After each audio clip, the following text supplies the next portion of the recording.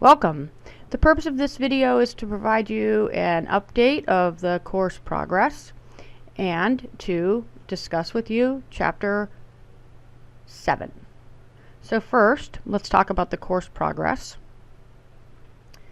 As you can see in front of you, I have updated the schedule, and the thing most relevant to you, perhaps, is that if you notice in week 13, which is the week that we're currently in, 4 and 6 April, you'll notice that I've added in there Chapter 7, Process Strategy.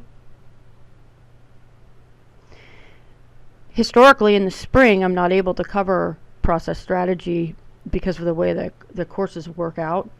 So I hadn't had it in the schedule. However, now I find myself with plenty of time to cover Chapter 7, and Chapter 7 is a great chapter to provide sort of a summary of where we have been, where we're going, and it really ties together a lot of pieces of operations. So I really hate to skip it, so I'm quite happy to be able to put it back in the course.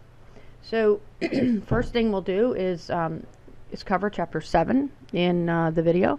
And then in class, we'll do a little bit from the supplement from Chapter 7, just some of the numeric analysis that goes along with these types of designing operations.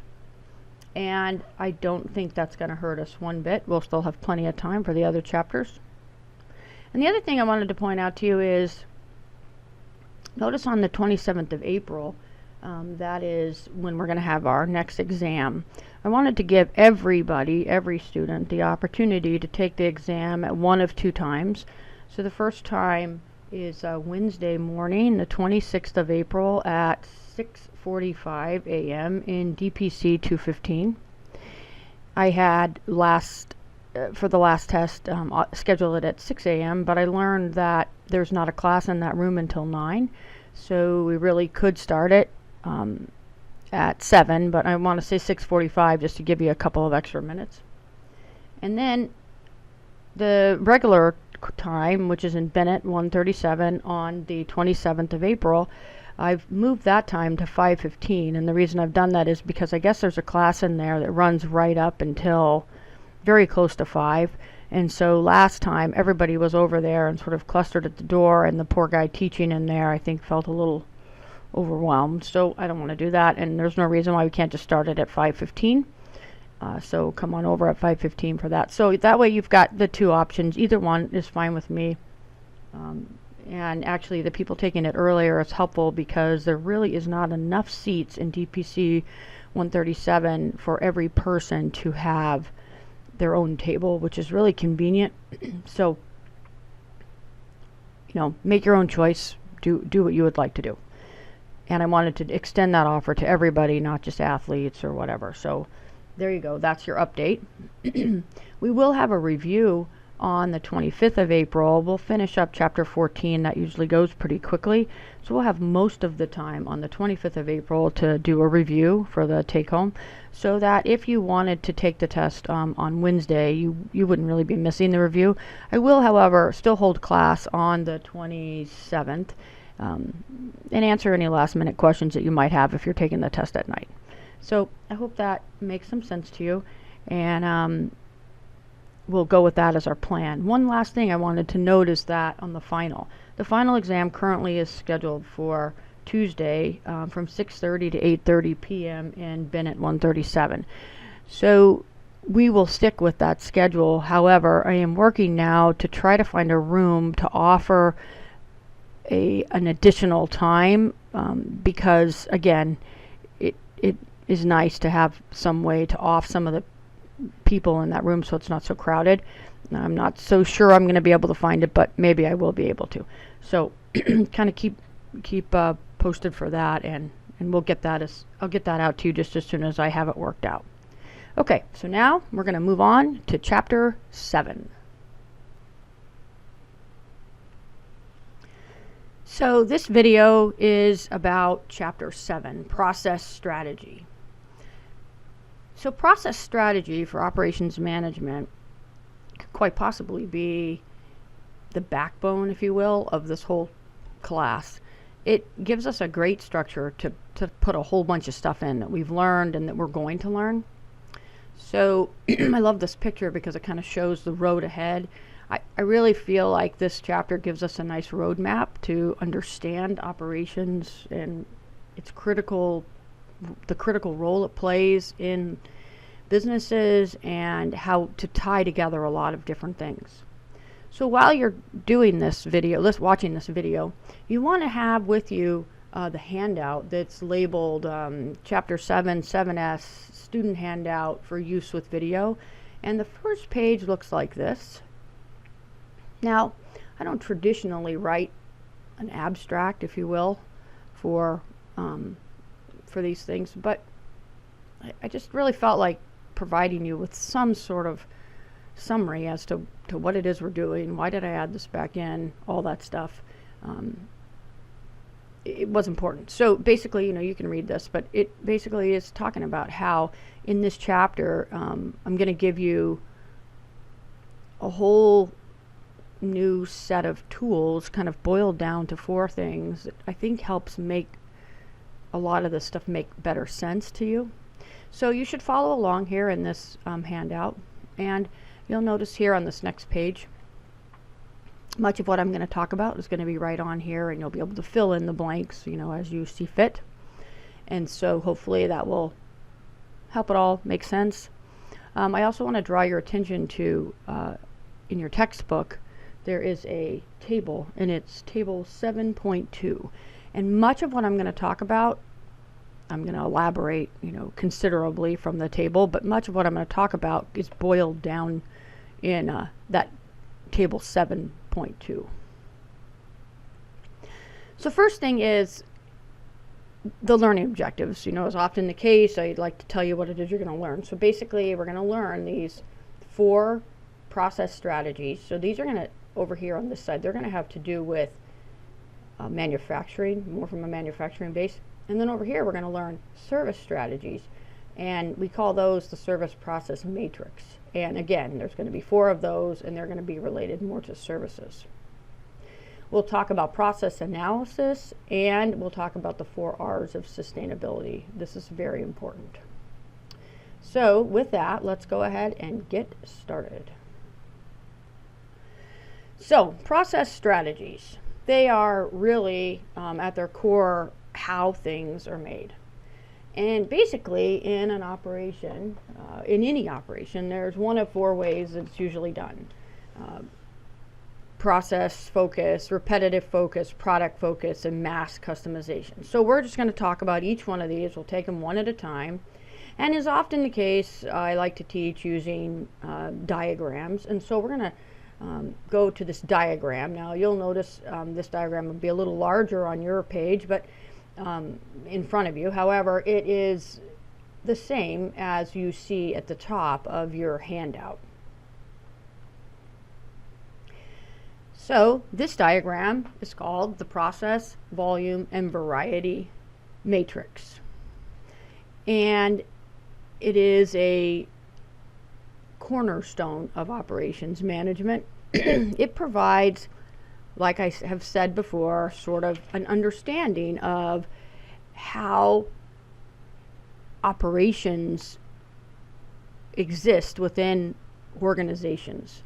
So we think about any company out there that's manufacturing anything, it's going to choose one of these strategies: the process focus, mass customization, repetitive process, or product focus. Now, as with everything, they're all on a continuum. So they essentially run somewhere along this line. It doesn't mean that they're all right here solidly in the product focus. No. Indeed, it means that there is a line and they slide along that line in varying degrees. So let's first talk about the axes, because this is very important, right, to understanding how this all works. So we've got, the X and the Y axes, as always. And on the Y axis, the one that runs up and down, we place there variety. So we have low variety here at the very bottom, and this would mean in terms of production. So this would mean that the firm whatever it is, the company producing the thing, whatever they're producing, has a very small variety of things they are able to produce. So they cannot make a lot of different things at their plant. An example would be a sugar plant. A plant that produces sugar really can only make sugar. They can't make any other products like with sugar. They don't make candy. They don't make, soda that's filled with sugar. They just refine sugar. And that's because they operate on what's called a product focus. Their equipment is all set to focus on their one product. Now up here at the other end, so up here where we've got high variety, in this sort of a plant, we see lots of different things being produced. So a sugar plant would not be here. Here would be a lot of alteration shop, or maybe Kinko's, where you make various different types of copies and do a whole variety of things there. Shoe repair place. So obviously there's a much lower a much lower volume and a much higher variety, because we've got this low variety to high variety on the y-axis. Up here on the x-axis, and it's up high as opposed to down low, but it's the same thing. This is where we place volume. So over here in this corner, we've got the low volume, whereas out here, we're going to have a higher volume. So in these places that have a high variety, we typically see a pretty low volume because they're doing a whole bunch of different things, so it's very hard for them to make a whole bunch of it. Out here, where we've got the high volume, we didn't used to see any of this mass customization, but I'll talk about it in a little more. Now we see much more of this. So important thing from this slide here is the two axes. We've got the low variety to high variety on the y-axis, or the variety, and on the x-axis we've got volume. So first we're going to talk about the process focus. This is also sometimes fondly referred to as the job shop. A large amount of goods globally are produced in places like process shops or job shops with the process focus.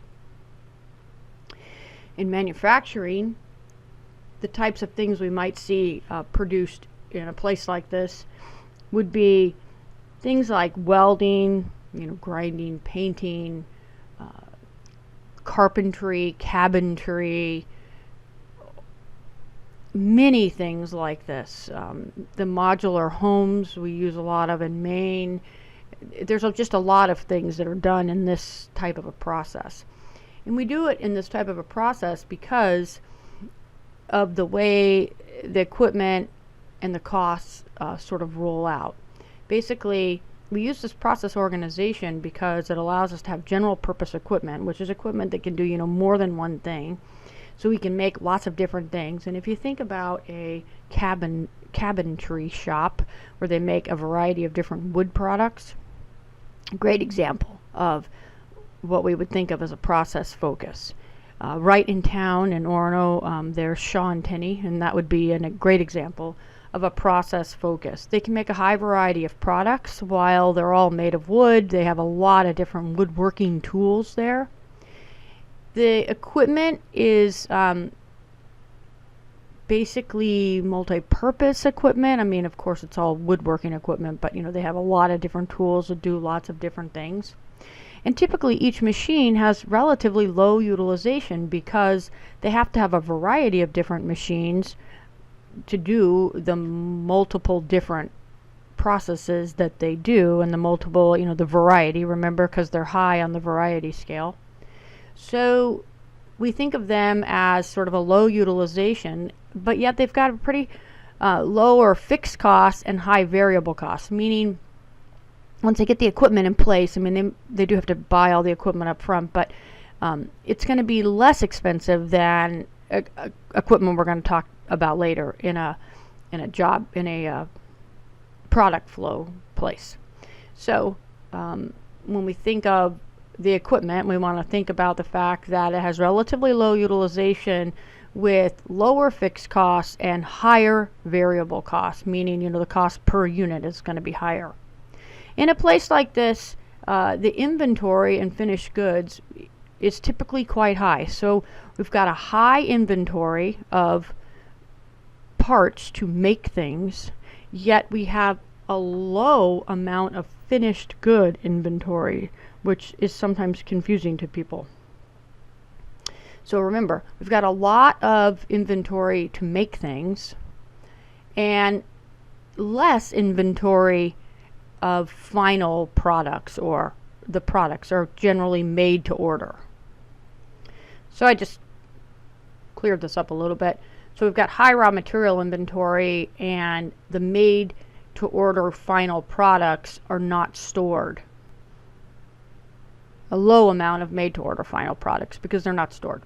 The labor in these kinds of places are going to be broadly highly skilled. They're often trades. You can think of a variety of things like this: plumbing, carpentry, metal work, that sort of thing. And also in the medical world, there's an array of these as well. I'll talk about those in just a second. The flexibility of this place is very high, which goes really hand in hand with this general purpose equipment. And I already gave you quite a few examples, but just to kind of go on with the examples, if you just think about what you might learn at a trade school, a lot of those things would fit into this type of an environment. So in the medical field, since it's pretty common in the medical field, let's just say, all of the stuff like a hospital, we've got, tons of x-rays and CAT scans and MRI machines, and and the list goes on and on and on. They have relatively low utilization. If you were to think about in the terms of a whole day, how much time they're actually being used is quite low. But you have to have all these things. And so the process focused shop tends to have some odd cost things that they have to worry about because of all of the equipment that they have to have.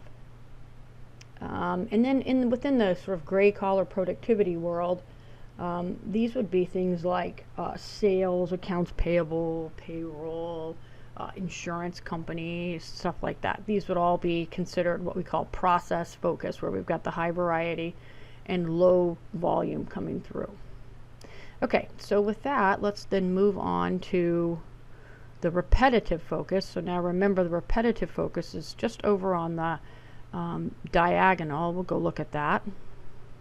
So we were talking about right up here where we've got the high variety, low volume, the process shop or the job shop. We're moving now down to the repetitive process. The repetitive process is pretty much your quintessential assembly line work that many of us, know a little bit about. Okay, so when we talk about the repetitive focus, we've got equipment and facilities that tend to be pretty standard modules, pretty high fixed costs, although they can be a little bit lower depending on where they fall on that continuum.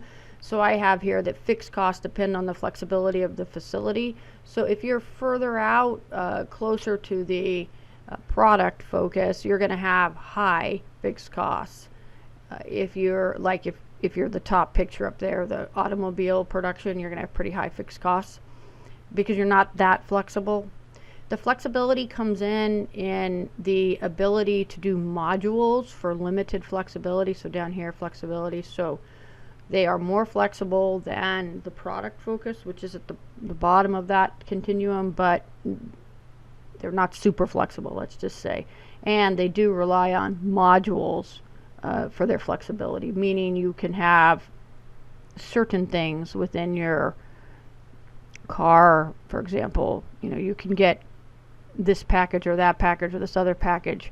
It becomes very expensive to pick and choose. Now, some of that has started to go away, and we've started to see a little bit of mass customization in car manufacturing, but still the standard is pretty much this module production. The inventory, they're going to have low raw material inventory because it's expensive to store these big pieces of stuff, and they're going to make to order by forecast. So we call this make to forecast. They have a forecast. It's relatively short range, I would say, and they make to that order. So they are going to have more finished good inventory than the last the process focus that we were just talking about. The labor requires some training, not nearly as highly trained as the process focus, but some training. You can't have no training. And like I said before, the flexibility is going to be limited to the modules. And some examples I have here, is auto production, appliance production, but there is other examples as well. Like fast food, for example, that's very much a repetitive focus. They have these modules of modifications you can make, but not, you can't really have it any old way, right? So think about that, process focus. Another one is I recently visited the Cabot cheese factory, and that it's kind of struck me as very much the quintessential repetitive focus. They make very large batches. They make it to a forecast. They have some ability to be flexible, like they can make lots of different types of cheeses, but really they can only make cheese. And that's kind of the thing with this is, there's limitations to the flexibility with which they might have. So that covers repetitive focus, and now let's move on to the product focus. One last note on this, I just want you to remember that this is the assembly line that we most think of. If you've ever visited an assembly line of any sort, this is what it is. It isn't the product focus that we're going to get to here in a second, okay? So just kind of bear that in mind. I know that sometimes can be confusing. So now we'll move on to the product focus. Okay, so the product focus. Many of us think the product focus is the repetitive focus, in that the product focus is often what we think about as an assembly line. However, it really isn't. There are some big differences, and I think the biggest difference is right here. It is this continuous flow. In the product focus, the product flows through the process all at once. The reason it's called a product focus is because the product flows through the assembly line. Whereas in the process focus, the product flows from process to process. So I realize both product and process start with P, but the product flow, if you think about Tide, for example, the laundry soap, that product flows through the entire process at the plant. It all goes through the exact same process. So the big thing with this product focus, and the way we can tell when it's a product focus versus an repetitive focus, is the continuous nature of the product. So paper is an example, sugar, oil oil refineries, all of these are examples of the product focus. So the equipment, the cost, the facilities, all of that stuff is all set up for very, very high volume and very low variety. It's efficient. It has one purpose. It can only refine oil. It can only refine diesel. It can only, make sugar. There is no refining oil in a diesel factory. Like, it just doesn't work like that. It's all single focused product, and the product flows through the entire facility. It doesn't go from process to process depending on what's required. They have relatively low raw material inventory because it's very expensive, and as soon as the raw material gets there, it begins the process. So we don't think of them as having huge storage tanks, although, of course, like anything, there's a continuum there. We have very large finished goods, and that's because it can just be stored. It's often just a plain old commodity. It's not designed to fit the particular customer or anything like that. It's just there, and anybody can use it. It is often not differentiated until it is consumed. So if you think about gas for your car, like you don't buy it in boxes of gas for your car, right? You go to the gas station, you put the thing in, and boom, that's when it's differentiated. So like electricity is the same thing. So think of any of those types of things where they're sort of continuous in nature. Of course, there's no flexibility. They only make one thing. Scheduling is pretty routine. The skill is very low, automatic almost. You don't need a lot of special skill to run these types of plants. And I already gave you a bunch of examples. So the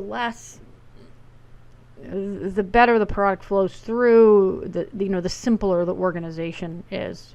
There are, of course, management challenges of making it interesting, and that sort of thing can be a problem because it's boring work. It's the same thing all day long. And I've worked in a few of these types of plants, and I've always found that keeping people motivated can be difficult. It's kind of dirty work. Interesting, I think, but nonetheless, it can be difficult, have its challenges. Let's see. The finished good inventory, I think I talked about that. The scheduling is very routine. Everything is kind of the same day after day. All right, let's move on to mass customization. Now with mass customization, remember it's up in the upper right-hand quadrant of our process product variety diagram. We've got high volume and high variety. Interesting thing about this is that once upon a time there's literature that said this could not possibly be profitable, which I always find that kind of interesting. Indeed it is profitable, and indeed it is quite profitable in many ways. So with the mass customization, we've got the high volume, the high variety. We've got facilities that are generally organized into these work cells, which enables this large variety of products. We have a pretty high fixed cost, but again, we've got the low variable cost because it's the assembly line type operation. We keep our raw material inventory pretty low, and we're building to order our products. So we've got enough product there to run our runs, but we don't keep a lot of extra raw materials, and then we're building to order in many cases. A great example of this is Dell Computer in Austin, Texas. That plant was one of the first, and there's a lot now, but it was certainly one of the first, and it had this idea that based on what the customer wants, we can design our order to fit exactly what the customer wants. So you can order a Dell computer that has, this processor and this amount of RAM, and maybe it's configured like this and has this software on it, whatever. And then I could order that, and then you could go online and order one totally different than that, and they might even look the same, but they have different insides. That was a really novel concept. I happened to be living in Austin when the Dell plant came in, and it really honestly was kind of scoffed at, but obviously we can see now that it worked, and many other places have followed suit on that. So pretty sophisticated scheduling, of course. The labor, the operators have to be pretty sophisticated, certainly more highly trained than the product flow. Probably, in the same vein as the module, the repetitive focus.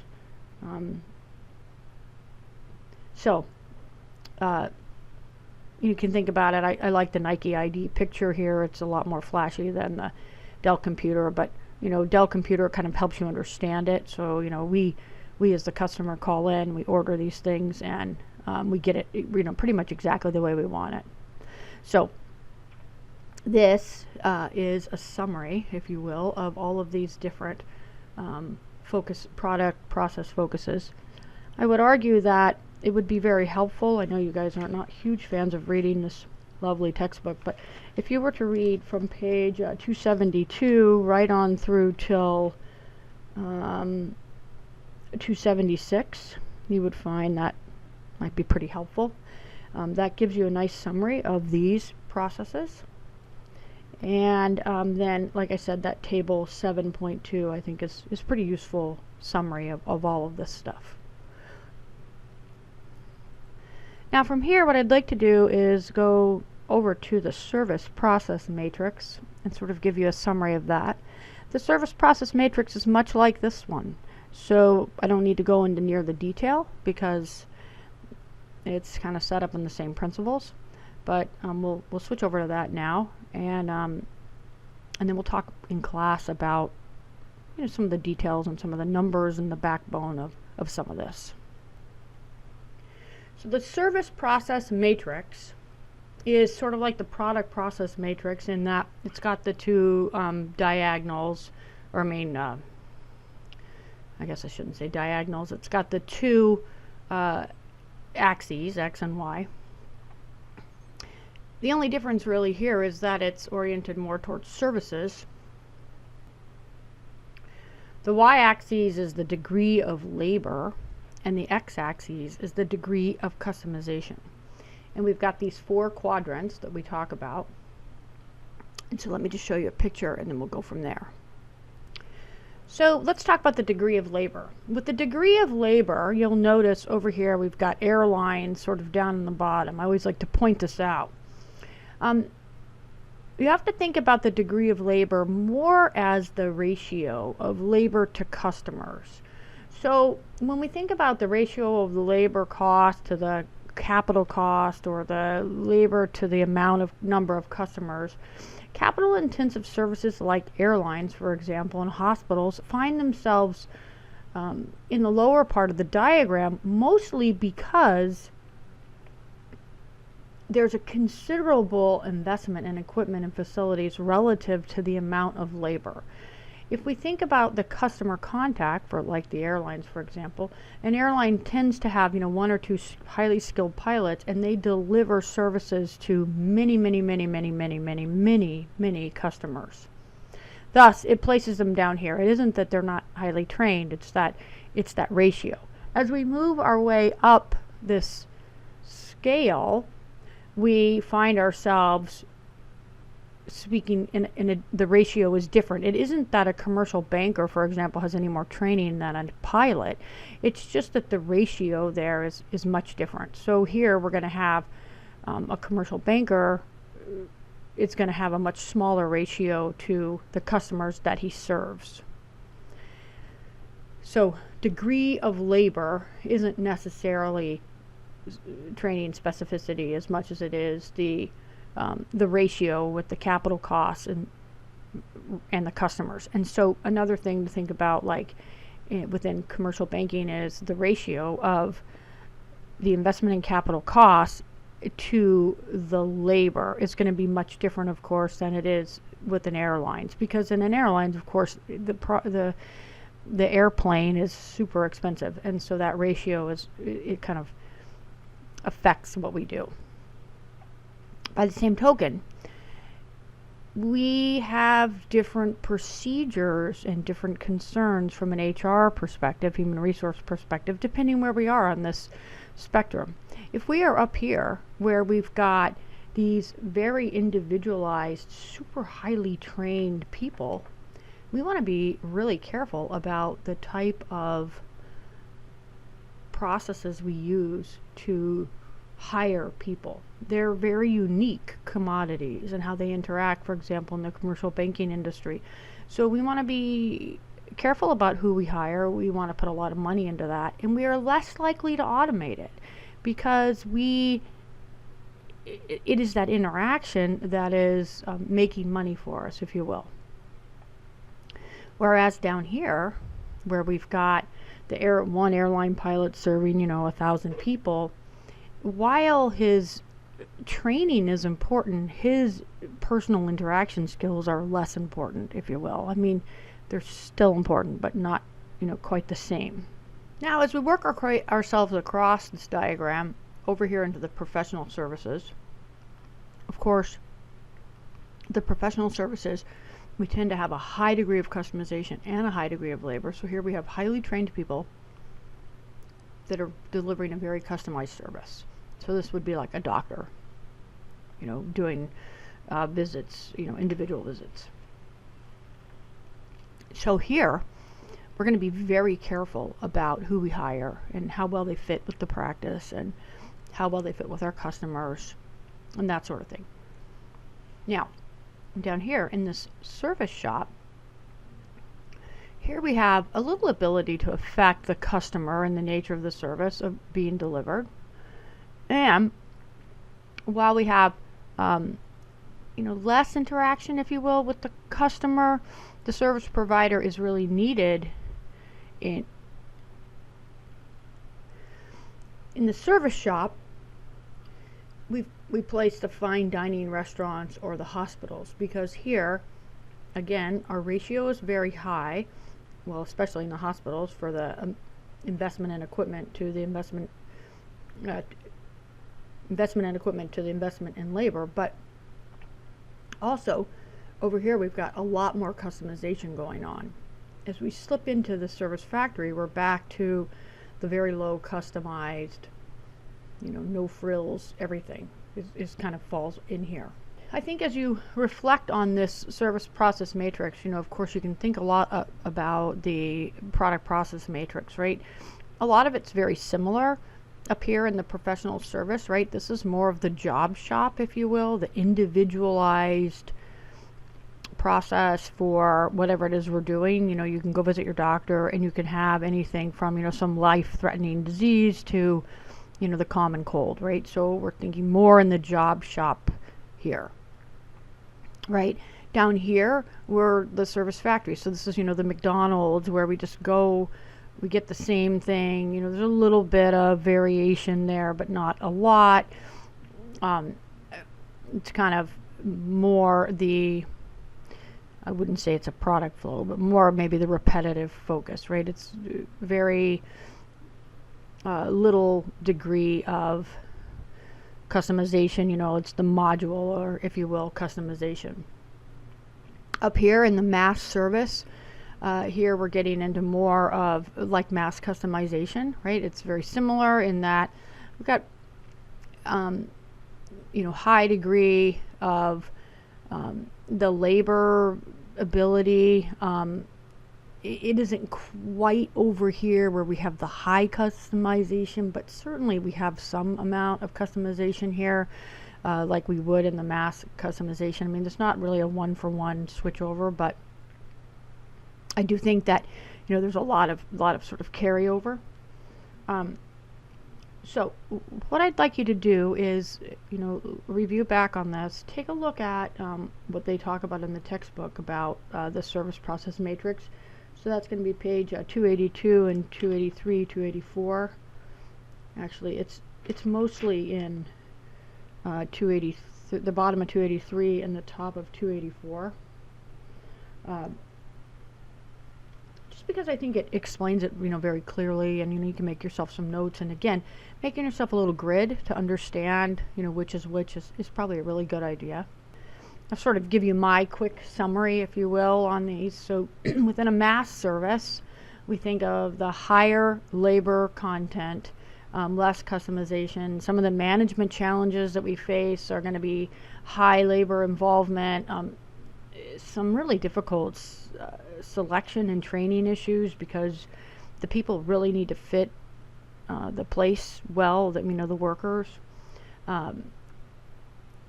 We need to be careful to take care of our employees, because their welfare is really going to affect our business. And scheduling can sometimes be pretty tricky too. In the service factory, right down below, right in here, we've got the lower labor content and the lower amount of customization. Some of the management concerns we face there might be more around handling the lower level workers and keeping them motivated, and we've got a little higher turnover we have to deal with, and that has its own set of challenges, if you will.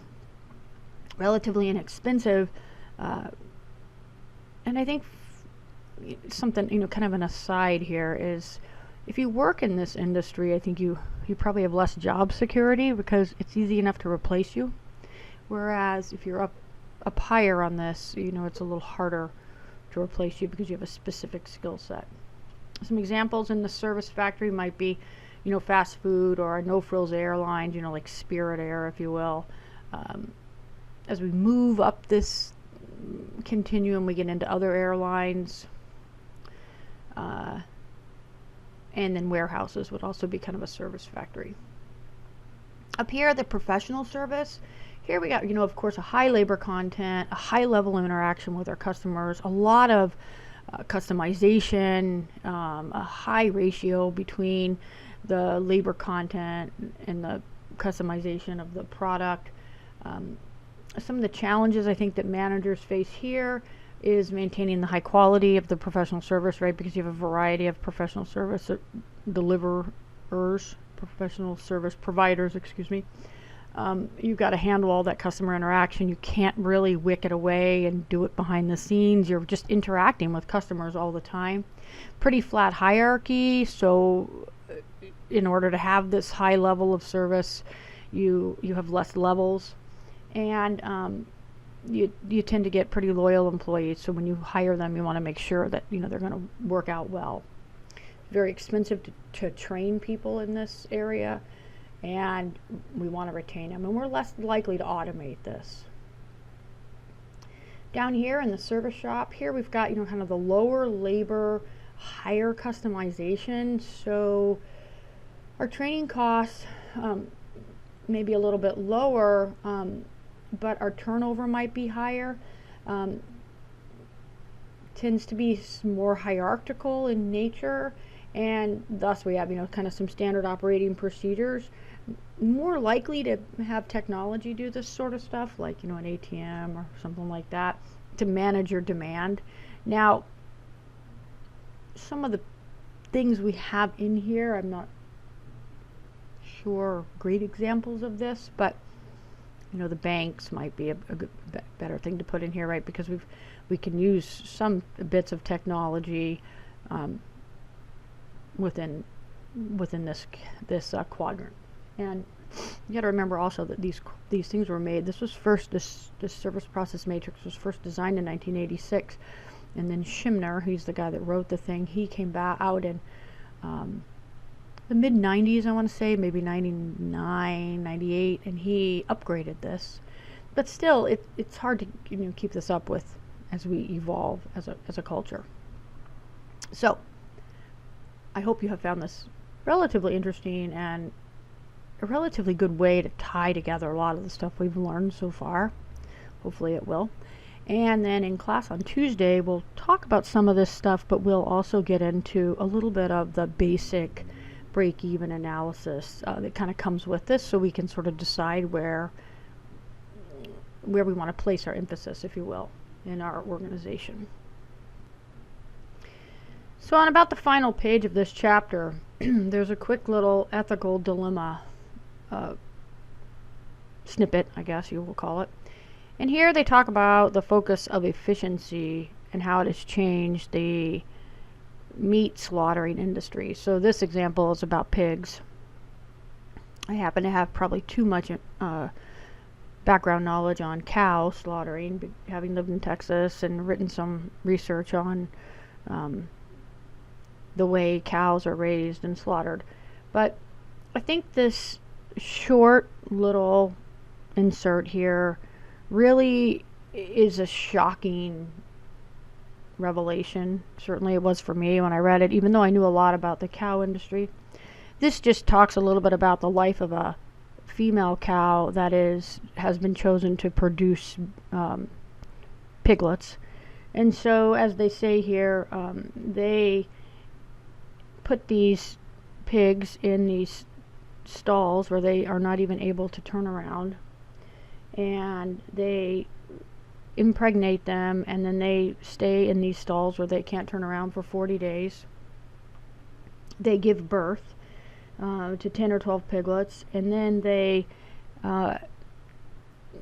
piglets stay there for a few weeks, and then they remove the piglets and they put the sows back in the breeding room, and they are impregnated again, and the whole process starts again. So essentially what's happened is slaughtering has always been a product focus, right? Pretty much the animals are slaughtered and they're processed through meat plant, and very much a product focus line. But now it's sort of been moved down to the growing operation as well. So the pigs' quality of life, is horrible, but it gets into a lot of ethical questions about, well, that brings down the price of the meat. So what's more important, the pig's well-being or the price of the meat, And certainly I do not profess to have the answers. All I know is that I think it's a good idea to just at least make you aware that this is pretty standard practice in the pork industry. And I want you to read this insert because I just think it's interesting. And we also see this and you can tell it's like even hard for me to talk about it. We also see this in the raising of our crops. We use a agent on our crops pretty much all over our country and certainly in other places as well that has a very adverse effect on the bacteria that grow in our stomachs. And that's really important for us. And I'm certainly not a science teacher, and this is not a science class, so I'm not going to go down that path. But as we seek efficiency, we have some trade-offs. And I just like to make you aware that, it's not always just about efficiency. There's a downside to efficiency. And, this is a good excerpt because you can kind of see the effects of efficiency on the faces of these pigs. But it affects us as well. And I just like you to be aware of that. And as you go through your life, think about efficiency. It's not all about just efficiency. There is other things to consider. So with that, I will leave that thought with you. And then I have one last thing. I just want to show you what you should review for this chapter. So for class on the 4th of April, which should be Tuesday, we'll go over any questions anybody might have left over from chapter 6S, and we'll have a few clicker questions on the homework assignment there. But for chapter 7, of course, I want you to listen to the video and read through chapter 7, which if you're here, you've probably done that.